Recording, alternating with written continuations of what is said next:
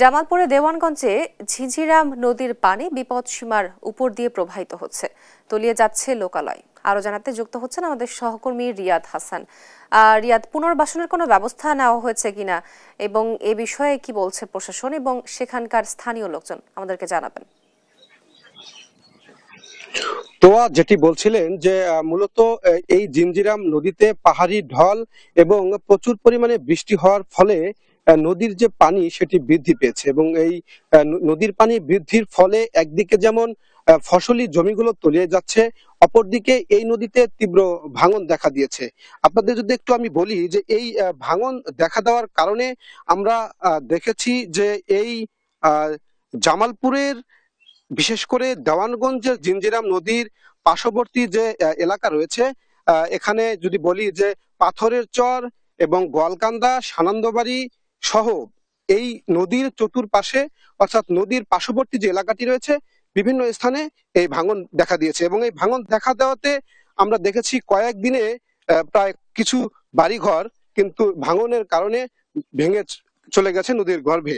পাশাপাশি যেটি বলছি যে আসলে এই অঞ্চলের মানুষগুলো মূলত যারা নদীর পার্শ্ববর্তী থাকে তারা কিন্তু খুবই আতঙ্কের মধ্যে রয়েছে। আমরা কথা বলতে চাইবো এখানে স্থানীয় একজন ইউপি সদস্য রয়েছে।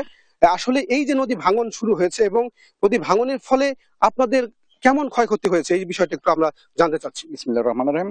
আমার নাম মোহাম্মদ মাসুদ করিম, ডাকনাম হলো জীবন, ৯ নং ওয়ার্ড।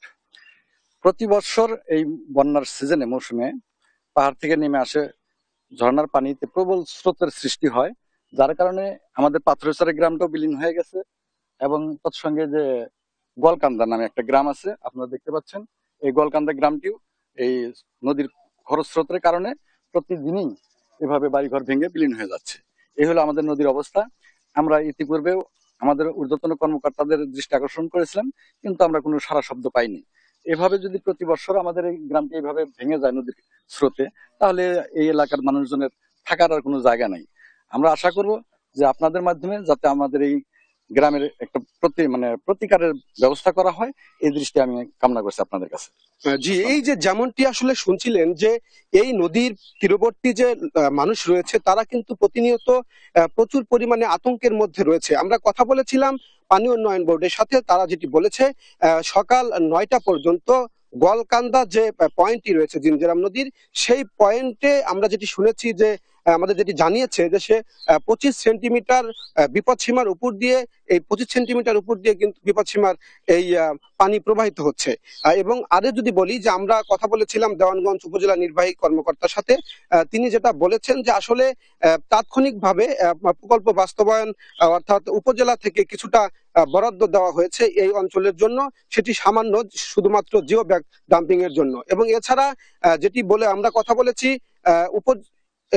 বলেছি উপজেলা এবং জেলা পর্যায়ে আমরা কথা বলেছি, তারা যেটি বলেছেন যে মূলত এই জিঞ্জিরাম নদীর 12 কিলোমিটার জুড়ে যে নদীর দুই পাশ রয়েছে সেখানে 12 কিলোমিটার একটি স্থায়ী বাঁধের জন্য আবেদন করা হয়েছে, সেটির কার্যক্রম চলছে।